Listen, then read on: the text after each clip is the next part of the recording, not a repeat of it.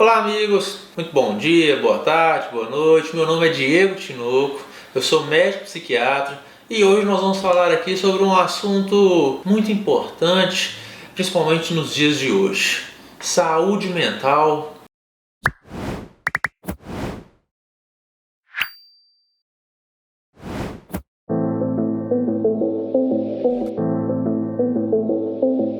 Quando nós falamos sobre o termo saúde mental, muitas pessoas têm algum tipo de preconceito, seja lá qual for, seja preconceito relacionado a medicamento, seja preconceito relacionado ao tratamento, a uma unidade de tratamento específico, especializado na psiquiatria ou na saúde mental. Existem muitos preconceitos por trás disso, inclusive nós já falamos disso nesse canal, e poucos pensam sobre a saúde mental como saúde emocional, como a importância que é você ter uma mente, um pensamento mais tranquilo, uma mente mais organizada, mais sadia. Muitos já vêm com aquela ideia, aquele preconceito de determinadas doenças específicas e pouco dão importância para a nossa querida amiga saúde mental, mesmo que tenha relacionado a algumas doenças sim específicas. Qual o problema disso? Não existe fórmula mágica para a gente ter uma boa saúde mental, até porque é complexo.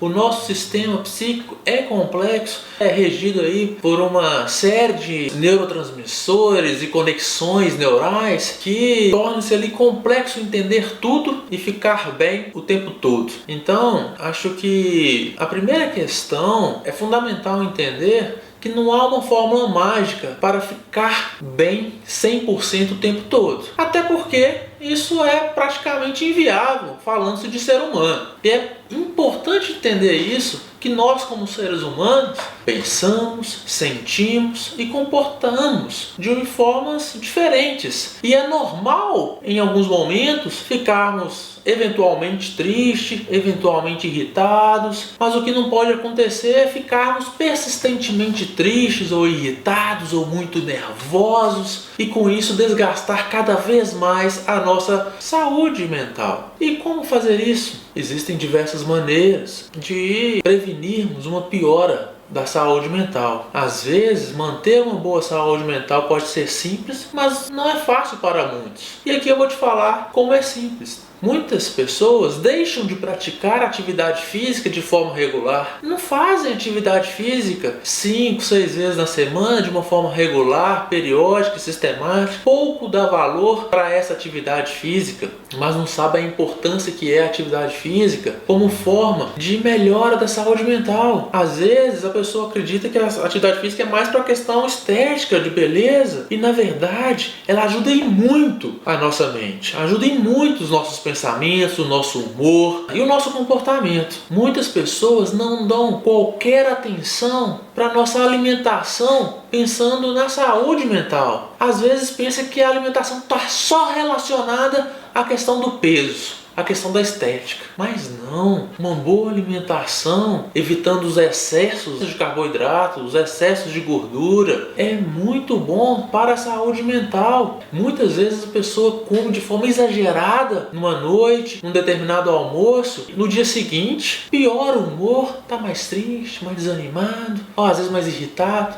e não percebe que pode estar relacionado com a alimentação do dia anterior. Às vezes também nós começamos a trabalhar de forma excessiva no nosso dia a dia, começamos a querer trabalhar mais e mais e mais em busca de um determinado objetivo, e essa busca desse determinado objetivo acaba que prejudica a nossa mente, acaba que prejudica o nosso humor. Ficamos mais irritados, mais impacientes, mais desorganizados e muitas vezes menos criativos também, porque o excesso de trabalho cansa mentalmente e nós estamos deixando de ter o nosso lazer, de ter o nosso relacionamento, bom convívio familiar em prol de um trabalho excessivo, acreditando que tudo é o trabalho, acreditando que tudo é produtividade a 1000 por hora, e assim vai prejudicando cada vez mais a nossa saúde mental.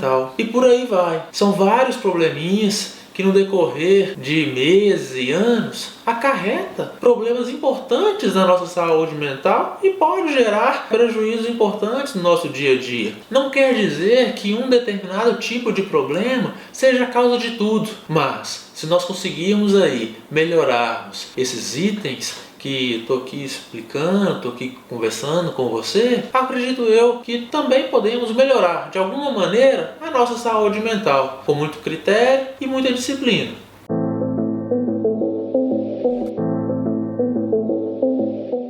Olha, essa é uma pergunta bem genérica e nós podemos refletir sobre diversos pontos de vista aí. Para algumas pessoas, determinadas idades pode fazer sim uma diferença importante. Eu não falo às vezes em transtornos mentais, mas muitas reflexões e muitas interrogações. Tem várias pessoas que criam expectativas tamanhas. Acredita que em determinada idade a pessoa vai ser capaz disso ou daquilo, ou gostaria de obter isso ou aquilo, e pode ser que frustre quando chega a determinada idade. E isso pode gerar muitas reflexões de vida, reflexões existenciais, gerando um certo incômodo para aquela pessoa. Também sabemos que, dependendo da idade, alguns transtornos psíquicos são mais comuns de aparecer. São casos aí, por exemplo, do déficit de atenção e hiperatividade, que se inicia ainda quando criança. Existem casos aí, por exemplo, de esquizofrenia, em que a maioria dos casos começam a apresentar aqueles sintomas mais graves no inicinho da idade adulta, ou final da idade da adolescência. Pelo menos o início daqueles sintomas mais graves pode se iniciar nesse momento. E existem aí as alterações comportamentais, por exemplo, relacionadas à doença de Alzheimer, que é na maioria das vezes numa idade superior aí a 55, 60 anos. E mais ainda, quanto maior a idade, maior a prevalência dos casos de doença de Alzheimer, por exemplo. Mas não podemos, em nenhum momento, excluir, independente da idade, excluir uma doença ou outra. Determinadas pessoas têm aquelas famosas crises existenciais, vamos dizer assim, lá dos seus 30 anos, dos 40, dos 50 anos, e outros não têm. Não quer dizer que você passou por um momento delicado em determinada idade que o outro vai ter. Isso não podemos nunca generalizar e falar que todos são assim, independentemente da idade, independentemente da condição em que a pessoa se encontra.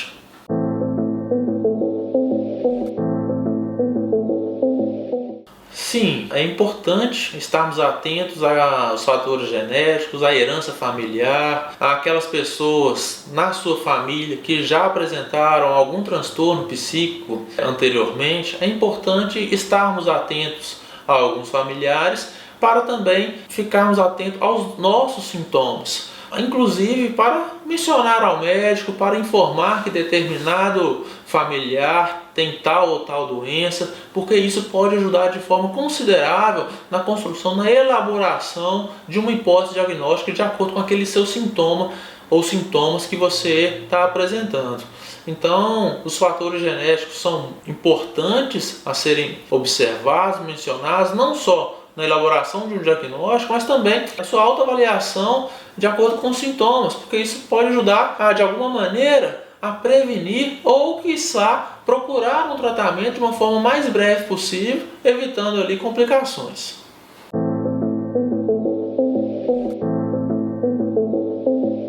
Nesse mundo tão agitado, confuso, às vezes polarizado, repleto de interpretações por diferentes pessoas e repleto de conflitos verbais, principalmente, né? Pelo menos aqui no Brasil, graças a Deus, nós temos mais conflitos verbais do que guerras propriamente dito. Mesmo que tenha seus tiroteios, assim, nós não vivenciamos nesse momento guerras tão tristes e violentas como já aconteceram. Mas por que eu estou falando disso tudo? É fundamental, além do que nós já conversamos, que é a atividade física, a boa alimentação, também começarmos a ter mais tolerância, começarmos a ter mais compreensão e tentarmos entender o ponto de vista do outro, começarmos a buscar interpretações diferentes de um mesmo fato, evitando o julgamento. começarmos a não julgar o outro como se fosse para ele fazer aquilo que nós desejávamos que ele fizesse. Infelizmente, nesse mundo, nesse momento atual, todos nós estamos sendo inundados de informação e de muita intolerância, fazendo com que muitas vezes nós agimos de forma impulsiva, de forma que depois gere um arrependimento e assim perdermos não só as relações sociais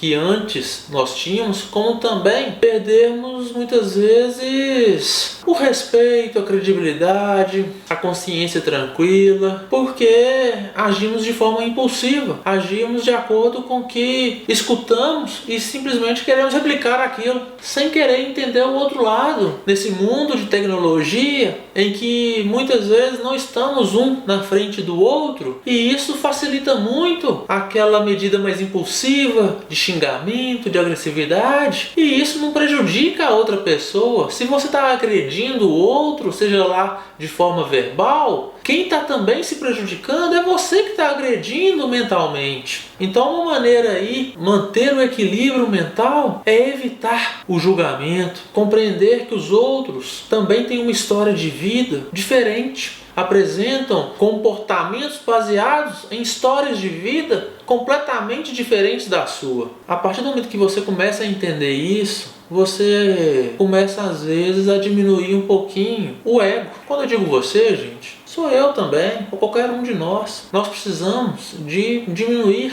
aquele orgulho excessivo que está dentro de nós e entendemos mais o outro. Precisamos de compreender que não somos os donos da verdade e que existem diferentes visões de mundo. E aí, ao conhecermos, ao buscarmos mais conhecimento e identificarmos que não somos os únicos e muito menos os donos da verdade, vamos começar a ficarmos mais tranquilos, menos agressivos e mais equilibrados mentalmente. E associado aí às nossas atividades físicas, a uma boa alimentação, um respeito a si próprio e ao outro. Acho que aí é o início de uma busca por uma boa saúde mental.